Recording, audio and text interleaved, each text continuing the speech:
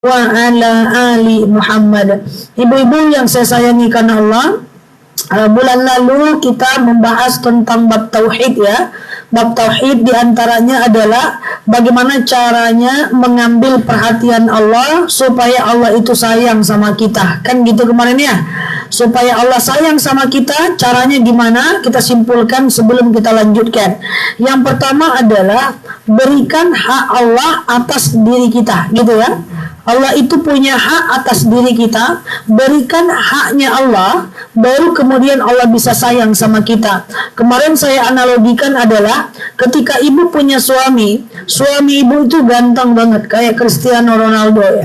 Rambutnya spike, orangnya ganteng, mapan, kaya raya, ganteng. Jadi kalau dia lewat semua mata tertuju padanya, tapi nggak menafkahi ibu. Kira-kira ibu sayang nggak? Hei, kok nggak langsung aja ndak ya? Saya nggak ganteng loh. Oh, makan tuh ganteng, gue jadi protes ya. Ganteng, tapi dia nggak berikan haknya ibu. Dia nggak berikan haknya ibu, dia tidak mau menafkahi ibu. Wah, tapi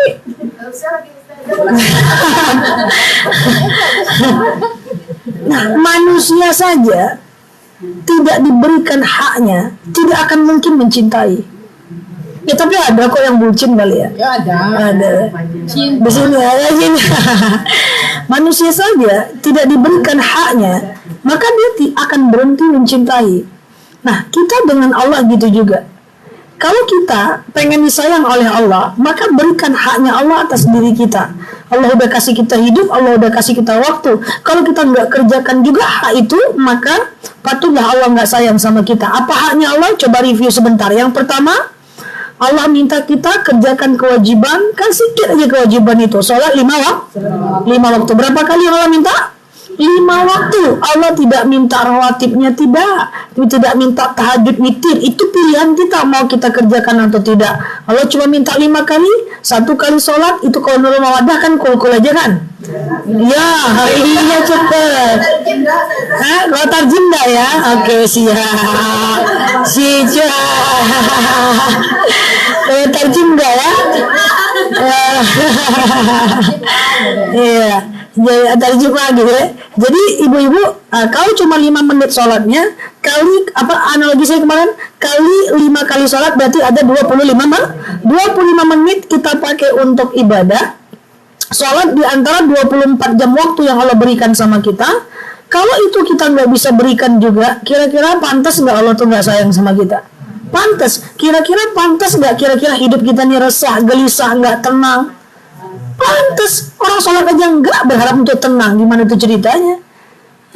Soalnya enggak. Yang kedua, apa hak Allah? Jangan tinggalkan puasa Ramadan. Nah, yang saya bingung itu, puasa kan cuma sebulan ya. Kemudian kalau nggak bisa puasa kan kita harus ganti ya. Gantinya kan 1 tahun ya. Sampai bulan Syaban, sampai Ramadan tahun depan, tetap aja nggak puasa 7 hari, diberikan waktu 365 hari buat ganti, enggak juga diganti. Nah, itulah yang kita bingungkan. Bayangkan, tak puasanya berapa hari?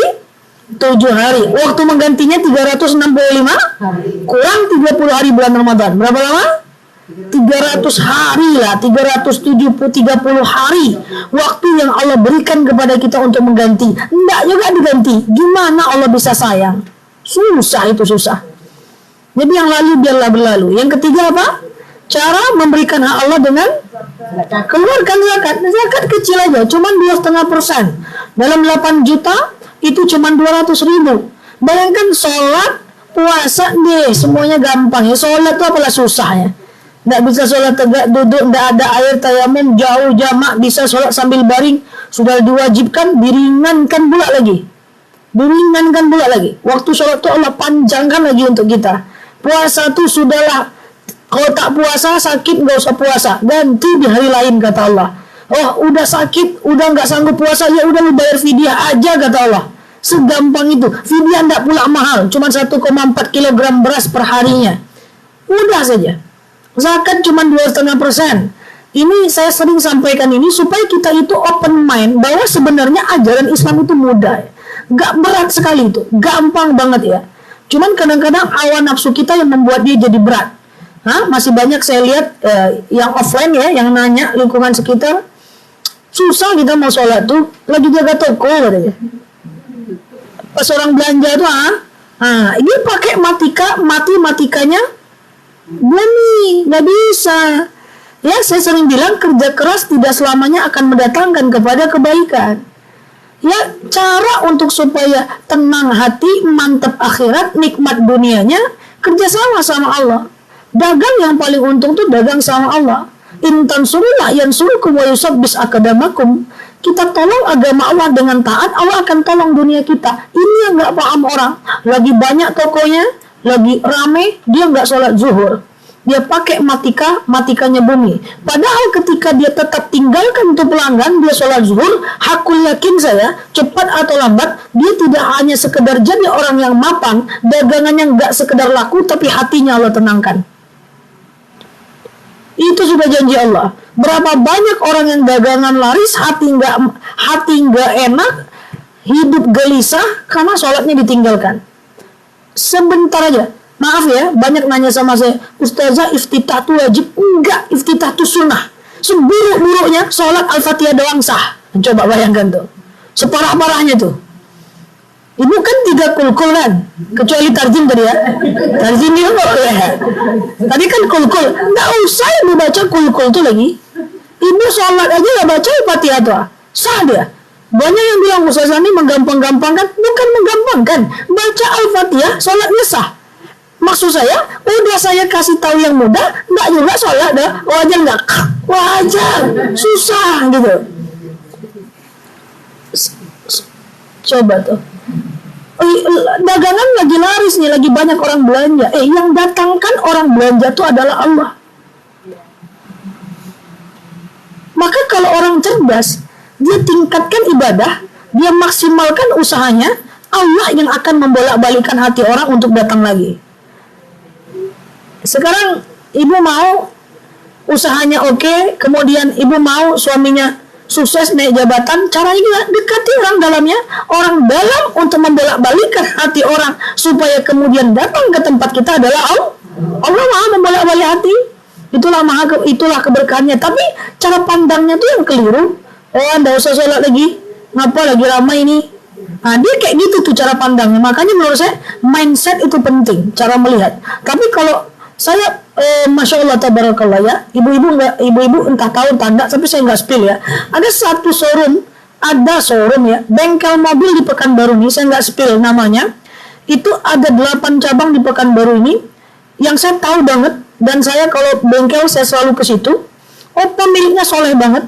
Dari satu dia punya toko, itu dia buat peraturan, lagi ngerjain apapun, semua karyawan, satu orang azan, lain berjemaah, tinggalkan semua pelanggan. Mobil tuh oli lagi kemana tergantung tinggalkan dulu, sholat dulu. Memang jadwal sholat pergi ke situ tidak ada manusianya, tapi kan cuma sebentar sholat itu.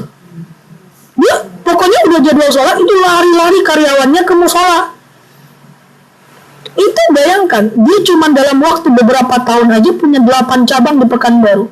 Nah, hadiahnya apa untuk karyawannya? Hadiahnya karyawan yang taat, rajin ibadah, mantep, hadiah umroh. Bisa mapan nggak mapan? Coba, 8 cabang itu udah 2 tahun yang lalu, saya nggak tahu sekarang berapa. Itu kalau sudah keimanan diatur oleh sistem, wah itu bisa mantep. Nah, itu cara berpikir si pemilik. Beda nggak dengan cara berpikir si pemilik lain? Pokoknya ada pelanggan, gas dulu. Sholat itu bisa nanti tuh, nggak akan maju-maju, mau kepala ke bawah, kaki ke atas, nggak kok Ustazah, maju kok usahanya, sukses kok, nggak tenang hatinya, selesai. Nah gitu, jadi kita menggunakan kacamata Allah memandang. Nah memang itulah luar biasa ya. Tapi banyak nggak perusahaan-perusahaan kayak gitu di Pekanbaru? Banyak sekali. Banyak yang kalau udah jadwal sholat terbang. Nah ini ya. Yang buat spanduk itu apa namanya? Reklame. Ini orangnya hidup, orang masih hidup sampai sekarang. Dia teman saya. Dari SD saya berteman. Itu kalau dia lagi masang percetakan, lagi naik, masang reklame itu, naik kemana? Dengan anggotanya naik ke atas tiang itu semua. Itu kalau azan, orangnya tak sekolah. Cuma sampai kelas 2 SD seumuran saya. Tak sekolah pada masa saya SD dulu, dia putus sekolah. Jadi kalau ngomong tuh nggak nyambung. ngomong tuh pelentang-pelentong, melenong-melenong. Gak bakal tahu kita dia bakal jadi orang yang sukses. Rupanya dia hijrah, beliau hijrah. Yang terjadi apa? Saya ingat betul, saya lihat betul itu teman and the gang lagi. Itu kalau dia lagi pasang dengar suara azan, karena itu kan mudah ya, nggak bisa digandengkan ya. Itu kan masanya itu bisa nanti. Memang dia turun tergesa-gesa, kayak Rasulullah jalan. Kan kalau kita baca kitab sejarah, Rasulullah itu kalau jalan, itu bagaikan apa? Bagaikan dia berjalan di penurunan, saking cepatnya. Seperti luar dia jalan. Sekarang reklaman terbesar di Pekanbaru itu punya dia dan punya banyak cabang. Udah puluhan, saya nggak spill. Karena ketaatan kepada Allah. Jadi, yang banyak diketahui orang, itu adalah orang yang duniawi, yang dunianya mantap. Tapi ada yang tersembunyi yang kita nggak tahu, orang-orang taat itu Allah mudahkan hidupnya. Nah, itu nggak boleh saya spill. Yang boleh saya spill itu Utsman bin Affan tuh boleh saya spill tuh. Utsman bin Affan tengok kurang taat apa, ninggalkan warisan sebegitu banyaknya. Coba ibu-ibu ke Mekah, ke Madinah, itu 1000 pokok kurma masih ada punya Utsman bin Affan. Ya, uangnya masih lengkap di banknya Arab Saudi. Itu luar biasa. Ya, kalau Khadijah bolehlah saya spill. Dulu sepertiga kota Mekah itu adalah tanahnya Khadijah. Itu orang-orang taat yang dunianya Allah menangkan. Makanya kita doa, ya Allah, tempatkan dunia di tanganku dengan ketaatan supaya aku banyak sedekah dan banyak zakat. Nah, itu ya. Jadi ini tauhid. Jadi kalau udah duduk tauhidnya, insya Allah kita pakai matematikanya Allah. Panjang kali pula nge-review ini kali ini. Nah, karena ini fakta yang jarang karena si orang ini kan dia nggak banyak ngomong.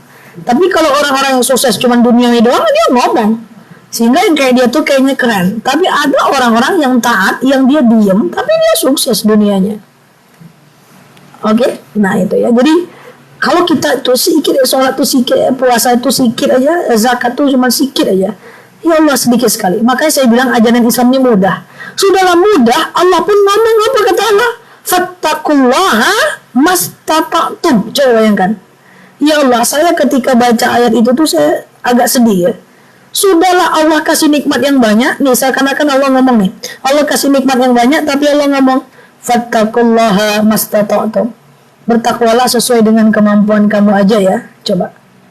Ibu udah dikasih nafkah oleh suami, udah dikasih banyak oleh suami ibu baik, setia sama ibu, ganteng kayak Cristiano Ronaldo gitu ya. Terus dia ngomong sama ibu, Bu, sebisanya aja lah kerjaan pekerjaan rumah tuh, nggak usah capek-capek kali. Seneng nggak? Coba, itu Allah yang ngomong fattaqullaha kamastata'tum. Aku kasih nikmat banyak, tapi takwa kepadaku semampu kalian aja lah. Masya Allah. Itu coba. Wajib sholat kata Allah cuma 5 menit, 5 kali sehari semalam. Apa kata Allah? Fasallu kamastata'tum. Aku kasih nikmat banyak, aku kasih engkau beli baju bisa dimanapun, belanja apapun, tapi fasallu kamastata'tum. Ya udah deh, sebisanya aja ya. Harusnya kalau orang beriman mendengarkan yang kayak gitu, enggak kok ya Allah, aku lakukan banyak kok, aku lakukan lebih baik kok, aku lakukan lebih baik kok. Kan harusnya gitu, bukan yalah azik, enggak kayak gitu kan. Coba. Nah, oke, aku wajibkan kalian bisa baca Quran. Tapi Allah ngomong gini apa? Aduh, aku udah kasih nikmat. Langsung Allah ngomong kayak gini. Faqra'ul Quran mastata'tum. Wajib kamu baca Quran, belajar ya. Tapi faqra'ul Quran mastata'tum. Bacanya semampu kamu aja. Itu bukan berarti nggak harus pandai. Allah itu sedang ngomong tuh. Kira-kira suami udah taat, udah baik sama kita ya. Pokoknya kita kayak tuan putri banget. Udahlah kamu baik-baik aja lah. Aku nggak diapa-apain pun nggak apa-apa kok. Kira-kira ibu gimana tuh? Wah, ibu akan semakin taat toh. Suaminya baik. Inilah mindset inilah yang perlu kita dudukkan supaya iman kita bertambah, tauhid kita itu gigit gitu loh. Itu menung apa? Oke, coba baca dalil fattaqullah mastata'tum. Kan saya pemikir ya Allah, untuk bertakwa pun kata Allah semampunya aja. Makanya saya balik kan, kalau saya bilang sama ibu-ibu apa?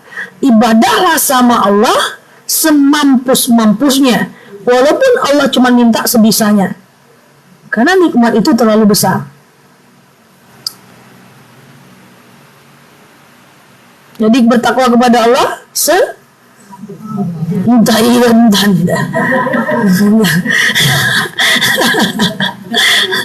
Iya. Iya.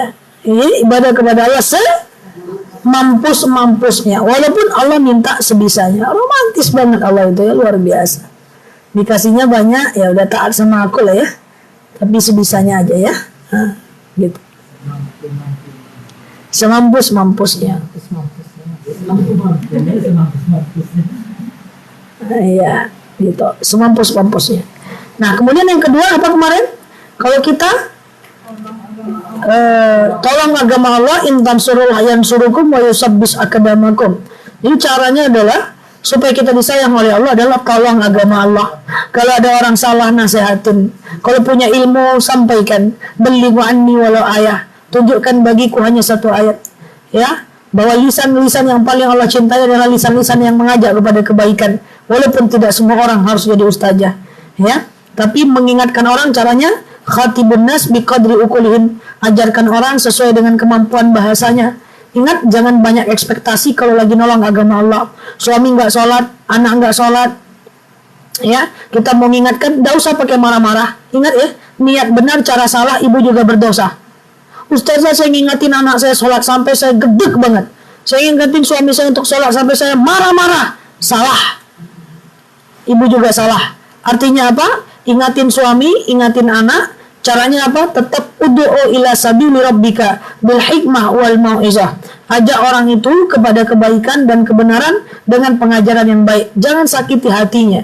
Orang salah, orang nggak sholat, kita sakiti, tetap kita dosa nggak?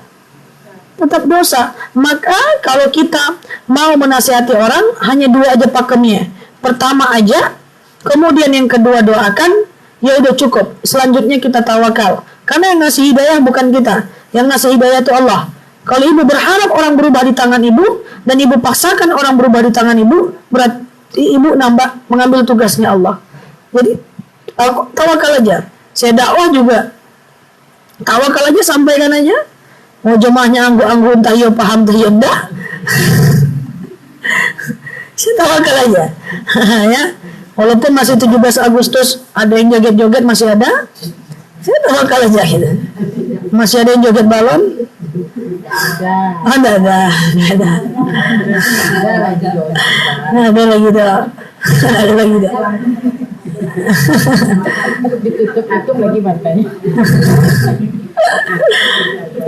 Takut ya.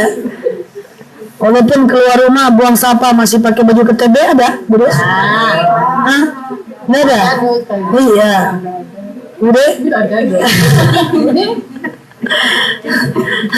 Jauh dari agak jauh dari Kak Reni, jadi nggak nampak ya.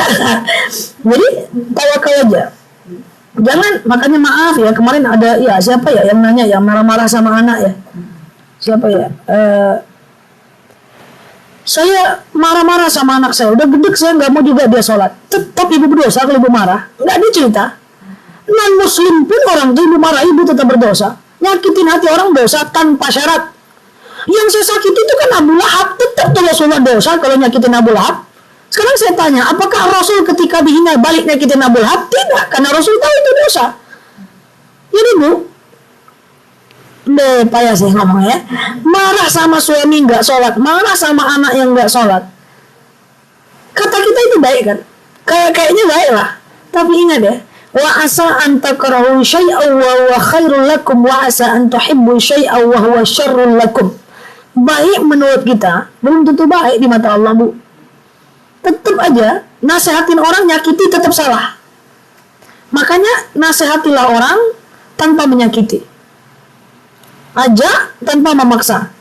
Jadi kalau suami nggak sholat, anak nggak sholat, bandel, tetap tidak boleh marah-marah. Kalau marah-marah berdosa, malah berdosa. Jangankan anak, non-muslim pun kita marahi mereka, itu tetap berdosa. Ya, jadi mengingatkan, menolong agama Allah. Bang, sholat bang, bang sholat lah bang, bang sholat lah bang. Dosa itu masing-masingnya. Sholat salah seorang.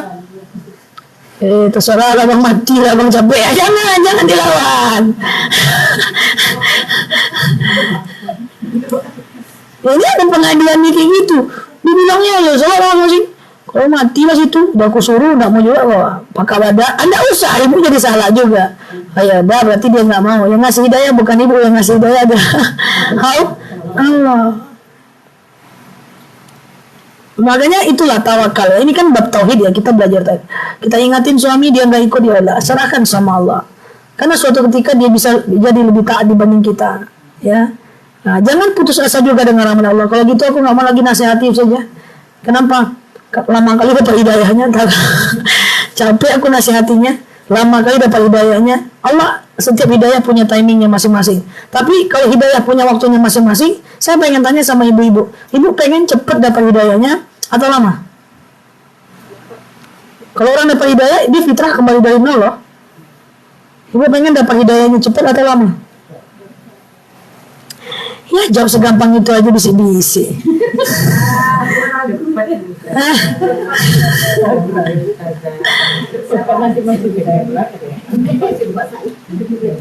Pengen cepat nanti kalau cepat baru lagi lah. Terjebak. Mau hidayahnya cepat atau lambat?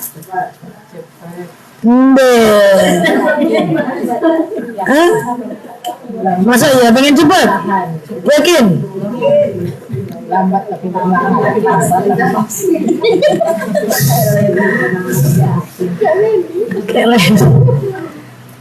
hidayah itu mintalah secepat-cepatnya. Tapi kalau cepat nanti bikin salah. Tapi kalau hidayahnya datangnya cepat, banyak kesempatan mengumpulkan kebaikan. Oke? Banyak kesempatan mengumpulkan kebaikan. Dan kita nggak tahu kapan umur itu datang. Maka sehabis sholat jangan lupa doa, ya Allah berikan hidayah kepadaku secepat-cepatnya. Supaya kita punya waktu untuk mengumpulkan kebaikan. Jadi jangan tunggulah taubat dulu. Berjilbablah, tunggu dulu, hati dulu yang dijilbabkan, tak apa-apa. Hati dulu yang dijilbabkan. Kayak mana jilbab hatiku coba? Coba saya tanya, kayak mana hati yang dijilbabkan itu? Tutup aurat dulu. Semoga dengan nutup aurat kita bertaubat. Ustazah, kalau saya mau umrah uangnya ada tapi belum siap gimana? Belum siap gimana? Berangkat aja. Uangnya ada tapi belum siap mentalnya katanya. Memang mau dikurbankan dari situ kan tidak? Ya berangkat aja dulu. Mudah-mudahan setelah berangkat kita dapat hidayah. Tunggu dulu saya berjilbab, tunggu dapat hidayah. Enggak yang berjilbab ya begitu dapat hidayah, apalagi bukanya. Kadang-kadang antalah dewan deh. Ayo mau pengajian, tunggu dulu pengajian saja. Tunggu dapat hidayah, tunggu siap hati ini dulu. Kapan mau siap?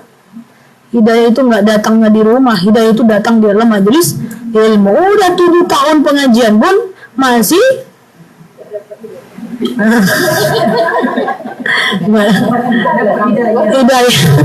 hidayah balik kampung.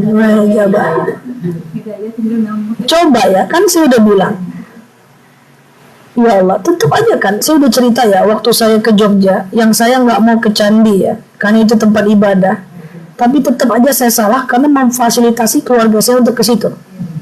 Ayo kita nggak usah ke candi, itu aktif masih sebagai tempat ibadah. Kok masih gereja kita masuk gereja kita nggak mau ke masuk candi, mau kan itu masih tempat ibadah. Kecuali kalau dia udah nggak aktif. Terus kakak saya bilang, kakak saya bilang kami pengen pergilah. Udah pergi sendiri, aku nggak mau. Ini kunci mobil, ini supir, pergilah. Coba, ustazah loh, ceramah tiap hari loh saya. Ceramah tentang nggak boleh ke tempat ibadah non muslim menurut agama Islam tuh sering loh. Setiap hari saya ceramah 19 tahun. Bisa salah? Bisa. Udah sampai sih Pekanbaru baru saya ingat, saya nggak datang ke tempat ibadah, tapi karena itu tempat rekreasi, keluarga saya pengen pergi ke situ. Saya kasih mobil, saya sewakan supir. Sama aja dengan saya datang ya. Al-wasilatul haram, yang menghantarkan kepada keharaman haram. Masih aja saya salah. Nah, beberapa waktu yang lalu dia gitu, Nel, aku mau pergi ke sini, kemana? Ke sini, kemana? Ya kesinilah, kesini mana nih? Tapi kan nggak boleh nih sama bapakku. Aku bilang ya perginya sama kamu. Ya terserahlah. Baru setengah jam baru saya telepon lagi. Tadi apa? Aku udah bilang lah perginya sama kamu. Ketika saya bilang terserah, berarti saya mengizinkan dia berbohong atas nama saya. Saya juga dosa. Nah, setelah setengah jam baru saya telepon. Barang itu terlanjur bohong. Coba. Kan masih aja khilaf, masih aja salah.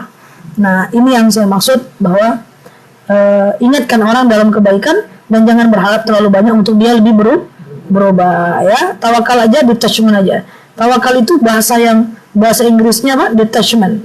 Kalau bahasa Indonesianya berserah diri. Kalau bahasa kerennya up to you Allah aja. Ya. Nomor 3 ini nggak tahu nih kita bisa lanjutkan atau enggak. Nomor 3 adalah kemarin bulan lalu percaya kepada Allah bahwa Allah akan mengabulkan doa-doa kita. Orang yang tak percaya bahwa doanya dikabulkan berarti tauhidnya bermasalah. Orang yang tidak percaya bahwa doanya dikabulkan berarti tauhidnya bermasalah. Yang doa nggak yakin ada masalah dengan tauhidnya. Karena ketika kita yakin Allah akan kabulkan doa kita, berarti saat yang sama kita berbaik sangka kepada Allah. Kalau kita berbaik sangka kepada Allah, percaya sama Allah, tauhid kita itu benar. Makanya sebelum saya lanjutkan, doalah setinggi-tingginya, sebanyak-banyaknya. Nggak usah mikir realistis atau tidak, masuk akal atau tidak. Justru karena nggak masuk akal kita perlu doa. Doalah pengen umroh tiap tahun. Doalah pengen punya omset sekian. Doalah pengen anaknya hafal Quran. Doalah sebanyak-banyaknya. Karena kenapa? Karena kalau doanya realistis nanti malah terlalu dangkal. Doalah kepada Allah, semakin tinggi doanya, semakin tinggi tauhidnya, semakin tinggi tingkat kepercayaan kepada Allah. Kita lanjutkan sedikit. Nomor itu 3 ya. 1 adalah berikan hak Allah kalau kita mau disayang oleh Allah. Yang kemudian adalah tolong agama Allah. Yang ketiga, percayalah bahwa Allah akan mengabulkan segala permintaan kita. Apa kata Allah? Idza sa'alaka ibadi anni fa inni qarib. Apa kata Allah? Ketika hambaku bertanya kepadaku, idza sa'alaka ibadi anni fa inni qarib. Kalau hambaku bertanya kepadamu, aku di mana? Fa inni qarib. Apa lanjutannya? Ujib da'watad da'in idza da'an. Kami akan datang ketika dia memanggilkanku, ketika dia memanggilku, falyastajibuli wal yu'minu bi. Jadi kalau Allah itu pernah berjanji, kalau ada hamba yang bertanya di mana Allah, katakan aku dekat. Dan kalau dia minta, katakan ud'uni astajib lakum. Aku akan mengabulkan segala permintaannya. Yang tak percaya, tauhidnya bermasalah, karena itu dalil yang tidak bisa kita gaguh-gugat. Jadi kalau ada ibu doanya masih ngambang-ngambang, masih nggak jelas, itu tauhidnya bermasalah. Coba mulai hari ini, saya nggak tahu dilakukan atau tidak, doa itu dicatat. Kalau punya kepengen dicatat, apa doa yang saya maksudkan? Ada 4 hal yang perlu kita doakan. Apa kemarin yang pertama? Doakan adalah ibadah kita. Ibadah itu didoakan, tulis. Walaupun saya tahu bahwa ceramah saya ibu tulis, tadi lihat lagi tanda itu nantilah dulu. Nah, yang penting adalah kalau doa itu ditulis. Ibadah, pertama ibadah. Doakan ibadah itu. Ibadah itu saya bilang mudah, tapi nggak mudah untuk semua orang. Ibadah doakan, ya Allah, mudahkan aku untuk sholat duha. Ya Allah, mudahkan aku untuk rawatib.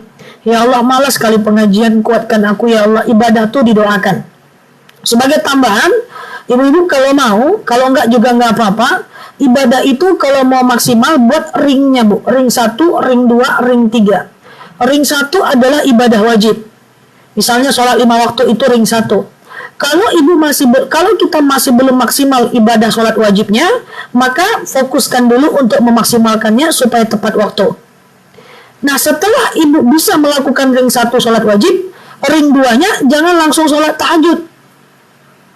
Tahajud itu ring 2, duha itu ring 2, ring 3. Masuk ke ring 2, apa ring 2? Lakukan rawatib. Nah, rawatib dulu. Kena rawatib sunnah mengangkat. Ring 1-nya apa tadi? Sholat wajib 5 kali sehari semalam. Ring 2-nya? Rawatib. Jadi kalau udah mantap rawatib, kalau udah mantap sholat 5 waktunya, kalau mau dimantapkan dulu rawatibnya. Bukan nggak boleh lanjut ke tahajud, bukan nggak boleh lanjut ke duha. Kalau mau ring 1, ring 2-nya dulu, karena dia lebih rawatib, lebih hampir diwajibkan. Sunnah muakkad. 2 rakaat sebelum subuh, setelah zuhur, ya, kemudian setelah maghrib, setelah isya. Sebelum isya ada, tapi tidak sunnah muakkad. Sebelum asar ada, tidak sunnah muakkad. Saya kecepatan, Bu. Nah, kalau udah selesai ring rawatibnya, ibu naik ke ring yang ketiga, barulah tahajud, hajat, taubat. Saya nggak mau ikutin itu, nggak apa-apa. Cuman kalau ibu mau, percayalah rawatib penting kalau kita sholat sendiri untuk menyempurnakan sholat kita yang salah. Karena ibadah itu kuantitas, bukan kualitas, bukan kuantitas. Zikir 1000 kali nggak rasakan apa yang dizikirkan juga percuma. Tapi zikir sedikit, tapi betul-betul merasakan, itulah yang baik. Oke? Nah, makanya yang belum tahu juga arti bacaan sholat lagi, belajarlah pelan-pelan. Ya, tidak harus dengan saya, tidak harus dengan siapapun boleh, di rumah boleh. 60 tahun, 70 tahun kita sholat nggak tahu artinya, itu sangat ini ya, karena itu ring 1 dalam sebuah ibadah. Oke? Nah itu ibu-ibu ya. Ya, oke. Selanjutnya nomor 4, cara agar kita disayang oleh Allah adalah jangan bikin Allah cemburu ya. Jangan bikin Allah cemburu ya. Salah satu dari sifat Asmaul Husna adalah Allah Maha Pencemburu. Nah, ini kadang-kadang kita berkelakuan bikin Allah cemburu sehingga Allah kemudian gak sayang lagi sama kita tanpa kita sadari. Apa contohnya yang bikin Allah cemburu? Contoh, udah sering saya sampaikan, terlalu baper dengan manusia. Itu bahasa sederhananya. Terlalu baper dengan manusia. Bahasa kerennya apa? Syirik mahabbah. Mencintai manusia melebihi cinta kepada Allah. Nggak boleh syirik, mencintai manusia lebih daripada cinta kepada Allah. Maka kullukum ra'in wa kullukum mas'ulun an ra'iyatihi ya wa 'ala lisanihi. Setiap kita akan diminta pertanggungjawaban dan lisan kita diminta pertanggungjawaban. Dengan manusia itu jangan terlalu berlebih-lebihan, biasa-biasa aja lah. Bang, aku nggak bisa hidup tanpamu, Bang. Nah, itu nggak boleh. Itu kata-kata yang merusak tauhid. Bang, aku nggak bisa hidup tanpamu, Bang. Bang, tolong aku, Bang. Kalau nggak ada Bang, aku nggak bisa, Bang. Itu syirik mahabbah. Nggak boleh. Hindari kata-kata yang berlebihan. Makanya dalam dalil apa? Ahbib habibaka yauman ma. Cintailah manusia itu sekedarnya. Karena bisa jadi dia akan jadi orang yang kita benci. Benci manusia itu sekedarnya, bisa jadi suatu ketika dia akan jadi orang yang kita cintai. Maka Allah Maha Pencemburu. Kalau ibu berantem dengan suami, ibu nangis melulung-lulung sampai ke langlang buana, tapi sholat subuh ibu tinggalkan, ibu nggak nangis, berarti ibu dalam masalah. Berantem dengan suami, bawa perasaan, nangis, guling-guling di atas pantai, oh salah ya. Guling-guling lah, berantem dengan suami kayak gimana Niza, tolong, lontong, semualah. Tapi giliran nggak sholat subuh, nggak nangis, berarti tauhidnya dalam masalah. Kecilkan urusan dengan manusia, besarkan urusan kepada Allah. Selagi manusia belum kita kecilkan, maka tauhid kita dalam masalah. Maka itu saya sering sampaikan berkali-kali, jangan terlalu mempertimbangkan manusia. Kita tidak pernah bertanggung jawab atas respon manusia terhadap kita. Kita cuma bertanggung jawab terhadap perbuatan kita saja. Paham ibu-ibu ya? Dengan anak melawan sakit, bisa nangis, tapi jangan terlalu berlebihan. Ingat ya, itu anak amanah yang dikerjakan secara baik, Allah akan ganti dengan pahala. Ternyata dia masih maksiat, itu urusan Allah. Menangis terlalu berlebihan karena anak, saya khawatir kita termasuk orang yang mempertimbangkan sayang kepada manusia melebihi sayang kepada Allah. Coba kita bermimpi kita jadi orang-orang yang istiqomah, kalau telat subuhnya kita nangis sampai jam 9 pagi, kan mantap.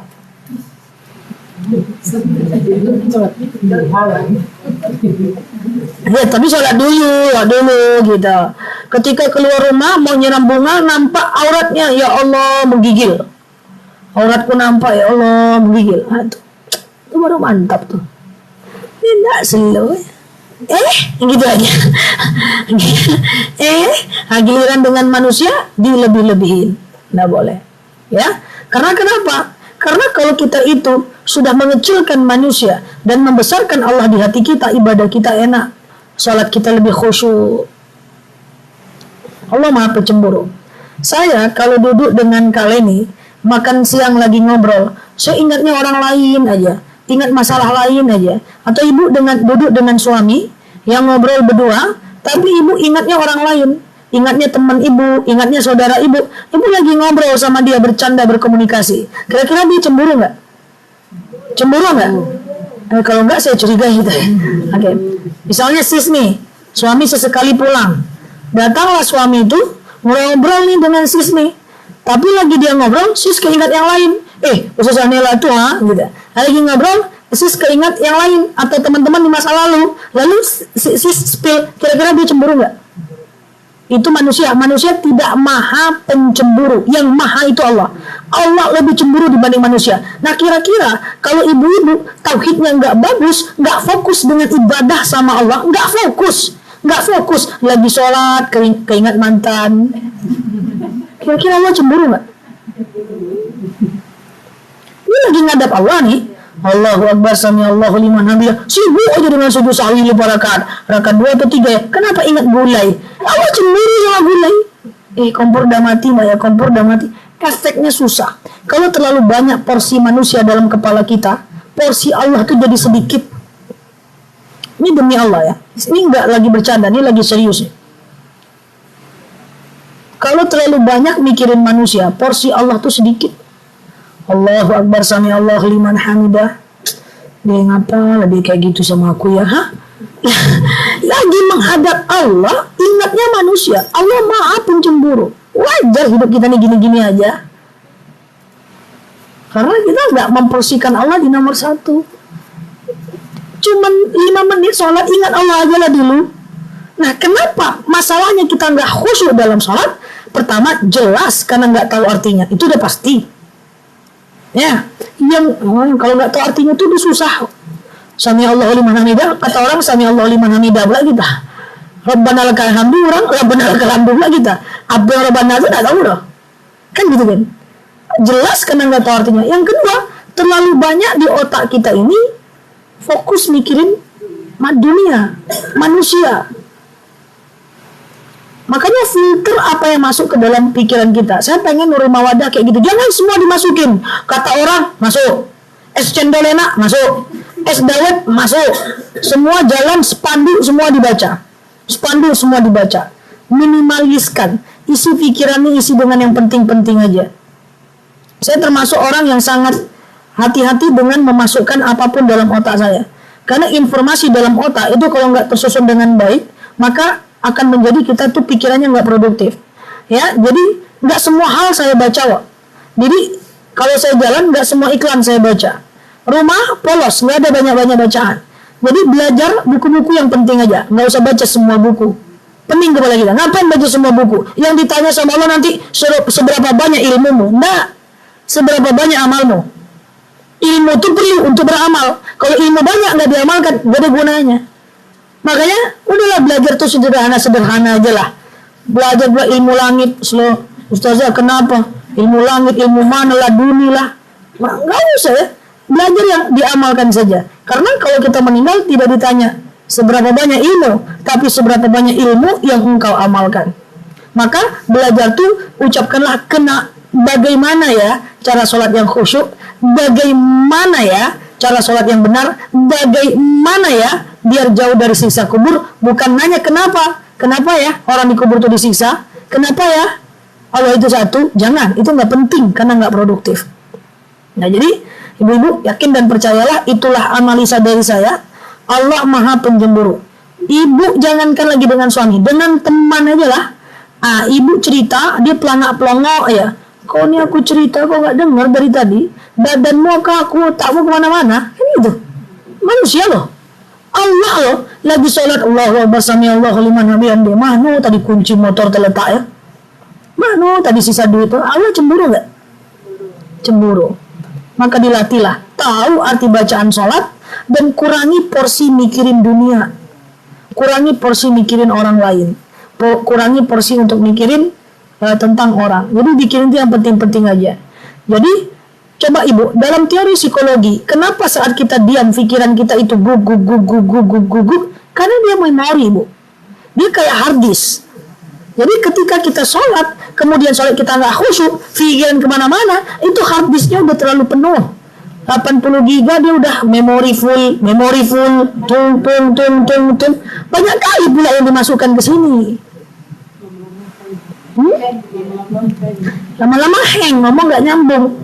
Nah, ujung-ujungnya apa ceramah kita yang kemarin udah masuk ke Resal Kelbinu saja. Apa kemarin tema kita? Entahlah, entah di mana nih foldernya.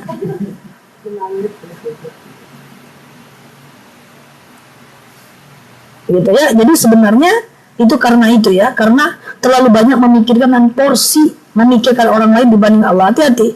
Sholat itu benar-benar usahakan khusyuk. Satu, tahu artinya. Kedua, kurangi porsi mikirin manusia. Kemudian yang ketiga, dijaga tauhidnya dengan cara baca 3 kul, karena tetap ada khannas yang akan mengganggu kita saat sholat. Ya, khannas. Kul a'udzu birabbin malikin ilahin min syarril waswasil. Kita berlindung kepada Allah dari kejahatan waswasnya si khannas. Nanti ibu renungkan ya. Sholat itu fokuslah dulu untuk ibadah, tahu artinya, fokus, usahakan aja. Jangan pikir macam-macam, karena kalau Allah cemburu nanti Allah kita nggak disayang oleh Allah, ya. Nah, jangan bikin Allah cemburu, karena kalau Allah cemburu, Allah nggak sayang sama kita. Semoga kita bisa di puasa Ramadan yang cuma 1 bulan, di sholat yang cuma 5 kali, dibayar zakat yang cuma kita niatkan untuk Allah, kita fokuskan untuk Allah, karena hidup kita ini adalah semuanya menarik perhatian Allah. Kalau Allah udah tertarik sama kita, semua yang kita mau Allah akan minta.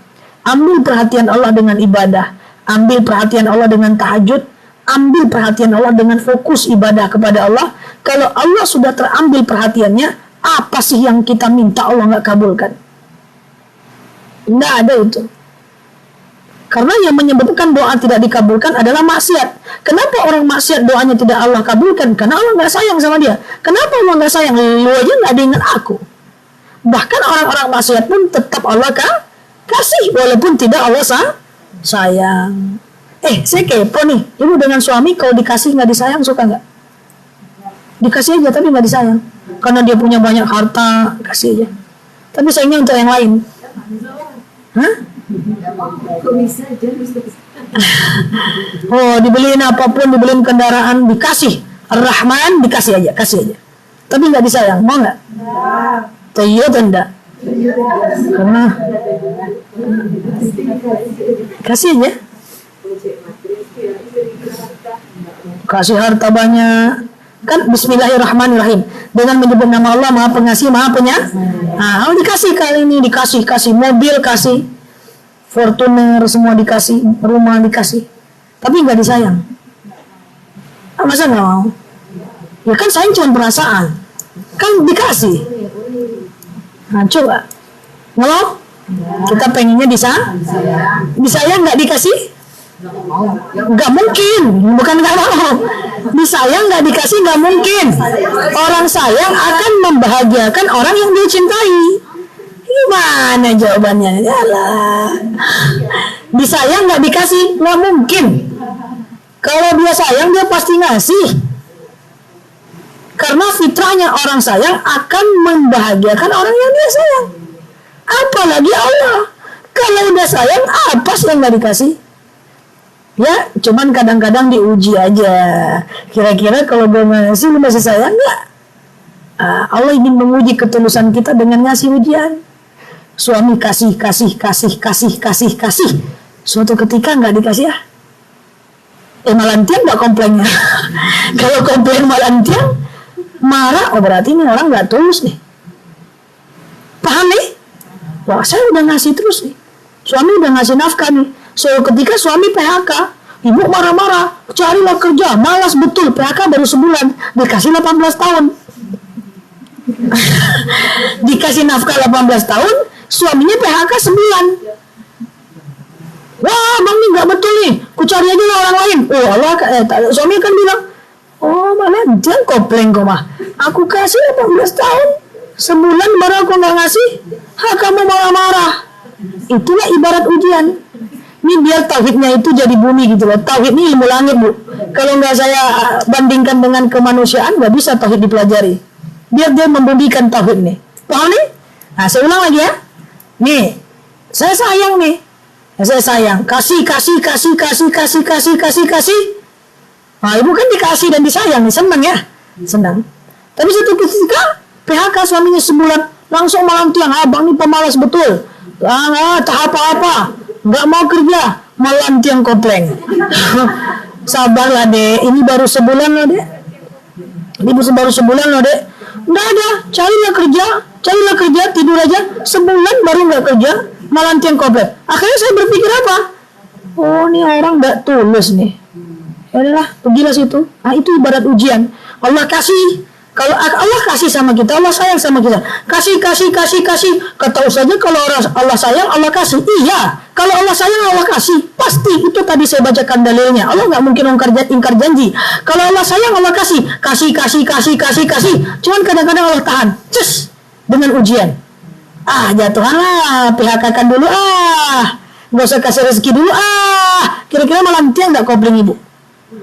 Kalau ibu Allah ini tidak sayang sama aku, masa aku PHK, ujung-ujungnya ibu nggak sholat, ibu nggak puasa, marah sama Allah, antuk-antukan kepala ke dinding, berarti Allah akan menganggap ibu tidak tulus dan nanti dicabutlah nikmat. Itulah namanya istidrat dan musibah. Tapi kasih, tetap dikasih ujian. Ibu makin bentang sejadah tengah malam. Ibu makin tahajud, wah ini orang tulus banget, kasih lagi. Maka lewat ujian biar dikasih sayang oleh Allah. Paham tuh? Anggur luar biasa. Nah ini ilmu tauhid. Kalau enggak dianalogikan ke dalam bahasa seperti ini, nanti jadi ilmu langit. Tapi percayalah bahwa retorika Allah menyayangi kita tak jauh dengan retorika manusia mencintai kita. Cuman bedanya banyak manusia tak tulus dan Allah lah yang paling tulus. Allah itu nggak usah kita taat, tetap dikasih. Non muslim dikasih oleh Allah.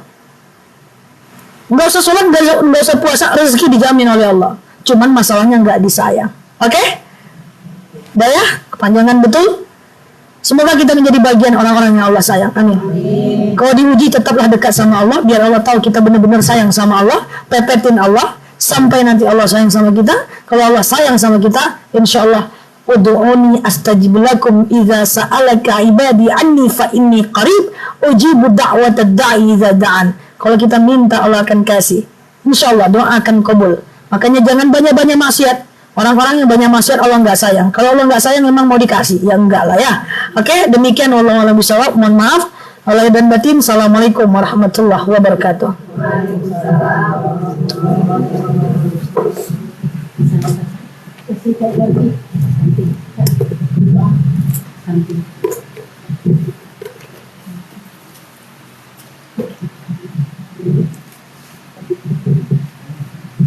Bismillahirrahmanirrahim.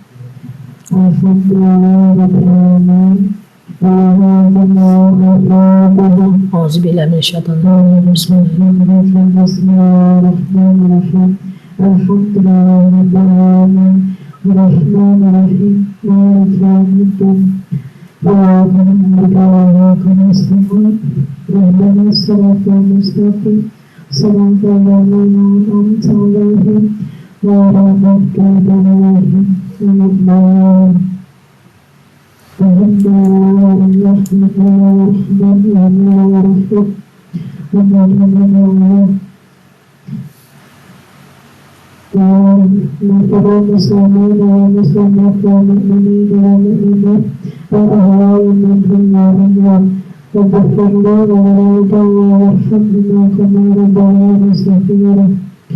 Allahumma inni as'aluka salamatan fid din wa afiyatan fil jasad wa barakatan fil ilmi wa barakatan fil rizqi wa tawbatan qabla al-maut wa rahmatan inda al-maut wa maghfiratan ba'da al-maut wa khayran 'alayna fi samarati al-maut ونجاة من النار والعفو عند الحساب. اللهم إني أعوذ بك من الهم والحزن وأعوذ بك من